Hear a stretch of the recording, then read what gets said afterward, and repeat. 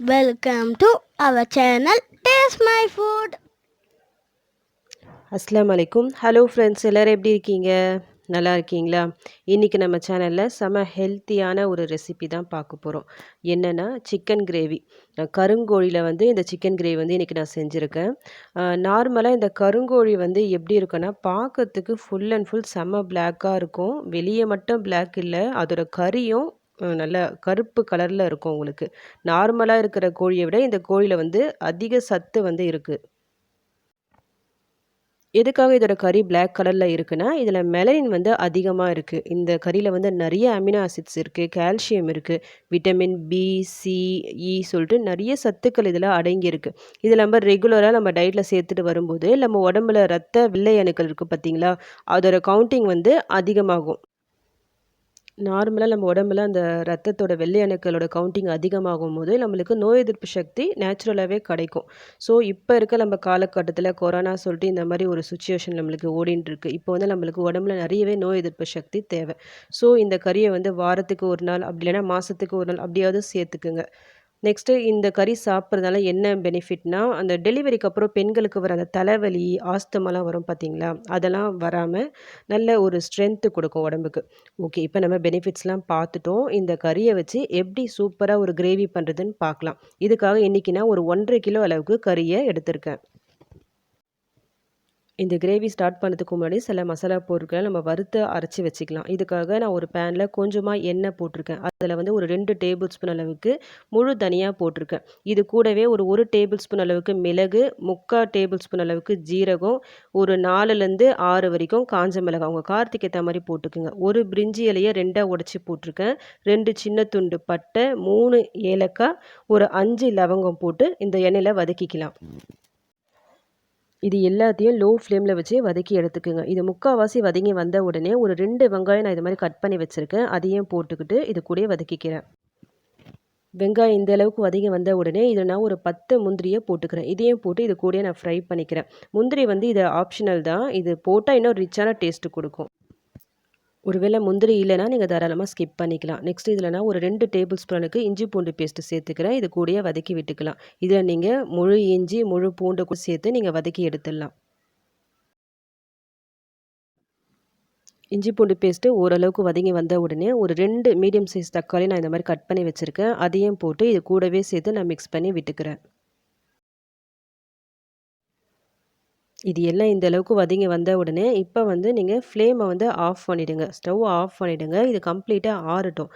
ஆறிட்ட பிறகு நம்ம மிக்ஸி ஜாரில் போட்டு அரைச்சி எடுத்துடலாம்.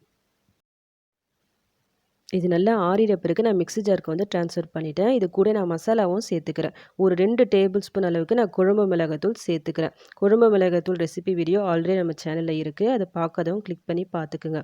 அப்படி இல்லைனா நீங்கள் தனியாத்தூள் மிளகாத்தூள் தனித்தனியாக சேர்க்குறதா இருந்தால் உங்கள் காரத்துக்கு ஏற்ற மாதிரி இதில் நீங்கள் ஆட் பண்ணிக்கிங்க. இது எல்லாத்தையும் சேர்த்து நல்லா ஃபைன் பேஸ்ட்டாக அரைச்சி எடுத்துக்கலாம். தேவைப்பட்டால் கொஞ்சமாக தண்ணி சேர்த்து அரைச்சி எடுத்துக்குங்க. எந்த அளவுக்கு அரைக்கணும்னா இந்த மாதிரி நல்லா ஃபைன் பேஸ்ட்டாக அரைச்சி எடுத்துக்குங்க. இதில் நீங்கள் மிளகாய் தூளை விட தனியாத்தூள் கொஞ்சம் அதிகமாக இருக்க மாதிரி பார்த்துக்குங்க. அது மாதிரி மிளகும் கொஞ்சம் அதிகமாக இருக்கணும். நான் இன்றைக்கி இந்த கிரேவியை குக்கரில் தான் செய்ய போகிறேன். ஸோ வாஷ் பண்ணி வச்ச இந்த கருங்கோழியை வந்து நான் குக்கருக்கு வந்து நான் மாற்றிக்கிறேன். குக்கரில் தான் செய்யணும்னு இல்லை, நீங்கள் நார்மலாக பேனில் கூட நீங்கள் செய்யலாம். டேஸ்ட்டு வந்து இன்னும் நல்லாயிருக்கும். இப்போ எல்லா கறியும் வந்து நான் குக்கரில் வந்து போட்டுட்டேன். இப்போ இது கூடவே நம்ம ஆல்ரெடி அரைச்சி வச்சிருந்தோம்ல அந்த மசாலா பேஸ்ட்டு, அதையும் இது கூட சேர்த்துக்கலாம். இந்த கிரேவியை பொறுத்த வரைக்கும் ரொம்ப நம்ம குயிக்காக ரெடி பண்ணிடலாம். ஃபஸ்ட்டு அந்த மசாலாலாம் நீங்கள் அரைச்சி வச்சிட்டிங்கன்னா இது செய்யறதுக்கு ரொம்பலாம் டைம் எடுக்காது. ரொம்ப சட்டுன்னு ரெடி பண்ணிடலாம். இப்போ இந்த மசாலா பேஸ்ட்டு இதில் போட்டாச்சு. இதில் நான் எண்ணெயும் சேர்த்துக்கிறேன்.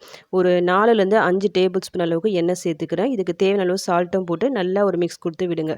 எண்ணெயை பொறுத்த வரைக்கும் உங்கள்கிட்ட நல்லெண்ணெய் இருந்தால் அது கூட யூஸ் பண்ணலாம். இன்னும் நல்லா ஹெல்த்தியாக இருக்கும், டேஸ்ட்டும் நல்லாயிருக்கும். இப்போ நம்ம தண்ணி சேர்த்துக்கலாம். மிக்ஸி அரைச்ச ஜார்லேயே கொஞ்சம் பேஸ்ட்டு வந்து பேலன்ஸ் இருந்தது. நான் அதிலே கொஞ்சம் தண்ணி அலசி இது கூட ஆட் பண்ணிக்கிறேன். இன்னும் எக்ஸ்ட்ரா கொஞ்சம் தண்ணி சேர்த்துக்கிறேன். நான் வந்து இதை கொஞ்சம் பெப்பர் கிரேவி கொஞ்சம் திக்காக தான் செய்ய போகிறேன். ஸோ கொஞ்சமாக தண்ணி சேர்த்துக்கிறேன். உங்களுக்கு எந்த அளவுக்கு கிரேவி தேவையோ அதுக்கேற்ற மாதிரி தண்ணி சேர்த்துக்குங்க. கொஞ்சம் கொத்தமல்லியும் ஆட் பண்ணிக்கிங்க. இப்போது எல்லாத்தையும் சேர்த்தாச்சு. ஃபைனலாக நல்லா ஒரு மிக்ஸ் கொடுத்து விட்டுக்குங்க. குக்கர் மூடி போட்டு இப்போ நம்ம ஸ்டவ்வில் வச்சிடலாம்.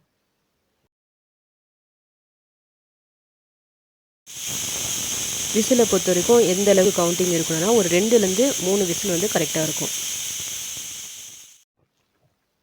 நான் வந்து கரெக்டாக 3 விசில் விட்டுட்டேன். விட்டுட்டு ஜஸ்ட் அப்படியே ஸ்டவ் ஆஃப் பண்ணிவிட்டு அப்படியே நான் விட்டுட்டேன். அந்த கேஸ்லாம் கம்ப்ளீட்டாக ரிலீஸ் ஆயிட்ட பிறகு இப்போ நான் ஓப்பன் பண்ணி பார்க்குறேன். எனக்கு வந்து கறி வந்து நல்லாவே வெந்து வந்திருக்கு. இந்த கருங்கோழிய பொறுத்தவரைக்கும் இதில கொழுப்பு சத்து வந்து ரொம்பவே கம்மி. ஸோ ஹார்ட் பேஷண்ட் கூட தாராளமா இத சாப்பிடலாம்.